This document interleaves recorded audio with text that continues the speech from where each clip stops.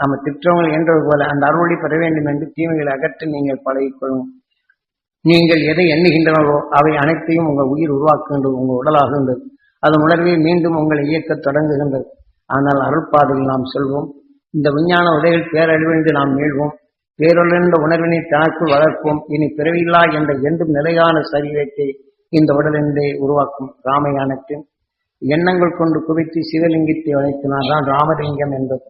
அவன் நமக்கு எண்ணங்களால் உருவாக்கப்பட்டு உன் தன்மை உயிரினுடன் ஒன்றி இந்த லிங்கம் இந்த இங்கு உருவமாகின்றது. இன்று சிவலிங்கமாக ஆக ராமலிங்கமாக வாழ்கின்றது இன்று துருவ நட்சத்திரம்.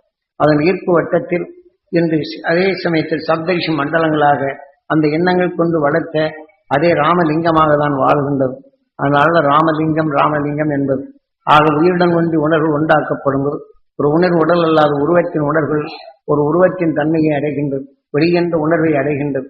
ஆக இன்று உடல் என்ற நிலை உணர்வு கொண்டும் உணர்வென்ற நிலையை ஒளியாக மாற்றி பிறவியில்லாத நிலை என்ற நிலை அடைய நாம் பிரார்த்திக்கின்றேன். எமது குருவர்கள் உங்களுக்குள் உறுதுணையாகட்டும். உங்கள் நினைவில் பேரண்டத்தை பெறும் தகுதி பெறட்டும்.